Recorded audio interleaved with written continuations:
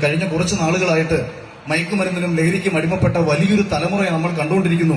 നമ്മൾ ജെൻസി കിഡ് എന്ന് വിളിക്കുന്ന 2000-ന് ശേഷവും 2010-ന് ശേഷവും ജനിച്ച കുട്ടികളിൽ വലിയ ഒരു സ്വഭാവ വ്യത്യാസം നമ്മൾ പ്രകടമാകുമ്പോൾ ഞാൻ എന്റെ ഒരു വീഡിയോയിൽ പറഞ്ഞിരുന്നു, എന്തുകൊണ്ട് 80-ലും 90-ലും അതിനു മുൻപൊക്കെ ജനിച്ചവർ ചെയ്യാത്ത തെറ്റുകൾ 80-കളിലും 90-കളിലും ജനിച്ച എല്ലാവർക്കും ഇവിടെ ചാരായം സുലഭമായിരുന്നു, ബീഡിയും സിഗരറ്റും സുലഭമായിരുന്നു. പക്ഷേ അന്നത്തെ തലമുറ ഭയപ്പെട്ടിരുന്ന എന്തിനെയോ ഒന്നിനെയൊക്കെ പുതിയ തലമുറ ഭയപ്പെടുന്നില്ല. ഭയം നല്ലതാണെന്നല്ല ഞാൻ പറയുന്നത്, ഭയം മനുഷ്യന്റെ അടിസ്ഥാന വികാരമാണ്. ഒരു കുഞ്ഞ്, നമുക്ക് പലവിധ വികാരങ്ങളുണ്ടല്ലോ, കാമക്രോധ മോഹ ലോഭ, പലവിധ വികാരങ്ങളുണ്ട്. പക്ഷെ ഒരു മനുഷ്യന്റെ അടിസ്ഥാന വികാരം ഭയമാണ്. ഒരു കുഞ്ഞ് ജനിച്ചു വീഴുമ്പോൾ ആ കുഞ്ഞിനെ ആരെയും സ്നേഹിക്കാൻ അറിയില്ല, ആ കുഞ്ഞിന് ആരോട് കാമം തോന്നില്ല, ആ കുഞ്ഞിന് ആരോടും ക്രോധം തോന്നില്ല. പക്ഷെ ആ കുഞ്ഞിന് തോന്നുന്ന ഒരേ ഒരു വികാരം ഭയമാണ്.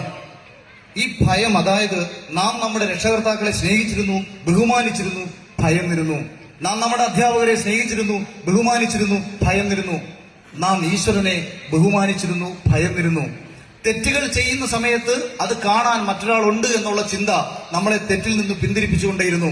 പഴയ തലമുറയിൽപ്പെട്ട ഒരുവൻ, അവന് മുതിർന്ന 1-2 വയസ്സിന് മൂത്ത ഒരു ജ്യേഷ്ഠൻ തന്റെ മുന്നിലൂടെ പോയാൽ വലിച്ചിരുന്ന സിഗരറ്റ് ഊതിക്കളഞ്ഞിട്ട് മാറി നിൽക്കുന്ന ഒരു കാലത്ത് നിന്ന് സിഗരറ്റിന്റെ പുകയും കഞ്ചാവിന്റെ പുകയും MDMA ഒക്കെ അടിച്ചിട്ട് പുതിയ തലമുറ വെട്ടിക്കൊല്ലാനും നശിപ്പിക്കാനും ഒക്കെ നടക്കുന്ന കാലത്തിലേക്ക് നമ്മൾ എത്തിയിരിക്കുന്നു എന്നത് ഈ ഒരു അവസരത്തിൽ, ഈ കൂടിയിരിക്കുന്ന അവസരത്തിൽ നിന്ന് ഓർമ്മിപ്പിക്കുന്നു.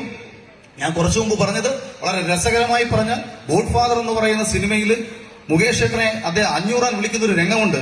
ഒരു ഫോൺ കോളാണ് വരുന്നത്. അച്ഛനാണെന്നറിയാതെ വന്നെടുക്കുന്ന മുകേഷ് ഏട്ടന്റെ വായിൽ സിഗരറ്റ് ഇരിപ്പുണ്ട്. അച്ഛനാണെന്നറിയുന്ന നിമിഷം ഇത് തുപ്പിക്കളഞ്ഞിട്ട് അടുത്തിരിക്കുന്നവരോട് ചോദിക്കുന്നുണ്ട്, അച്ഛന്റെ ശബ്ദം കേട്ട നിനക്ക് അറിയത്തില്ല തെണ്ടിന്ന്. ശബ്ദം വരെ കേട്ട് രക്ഷകർത്താക്കളെ ബഹുമാനിച്ചിരുന്ന ഒരു കാലത്ത് നിന്ന് ഇന്ന് രക്ഷകർത്താക്കളെ വെട്ടിക്കൊല്ലുന്ന ഒരു കാലത്തിലേക്ക് നമ്മൾ എത്തുമ്പോൾ അതിന് പ്രധാനപ്പെട്ട കാരണം നമ്മുടെ സംസ്കാരത്തെ ഇല്ലാതാക്കാൻ വേണ്ടി ശ്രമിച്ചുകൊണ്ടിരിക്കുന്ന പൈശാചിക ശക്തികളുടെ ഇടപെടൽ നമ്മുടെ നാട്ടിൽ അതിശക്തമായിട്ടുണ്ടാകുന്നതാണെന്ന് തിരിച്ചറിയുക. നമ്മുടെ കുട്ടികളെ നമ്മുടെ സംസ്കാരത്തോട് ചേർത്ത് നിർത്തി വളർത്തുക. അവർക്ക് അറിയേണ്ട പ്രായത്തിൽ അവർ അറിയുന്നത് വരെയെങ്കിലും അവരുടെ നന്മയ്ക്ക് വേണ്ടിയിട്ട് അവരെ ശാസിക്കുക. അടി കൊടുക്കേണ്ട സമയത്ത് അടി കൊടുക്കുക, വഴക്ക് പറയേണ്ട സമയത്ത് വഴക്ക് പറയുക എന്ന് പറയാൻ ആഗ്രഹിച്ചുകൊണ്ട് ദേവി ഇത് ബാലാവകാശ കമ്മീഷൻ ഇതിന്റെ പേരിൽ എനിക്കെതിരെ കേസെടുത്താൽ എനിക്കൊരു പുല്ലുമില്ല എന്ന് പറഞ്ഞുകൊണ്ട് അവസാനിപ്പിക്കുകയാണ്.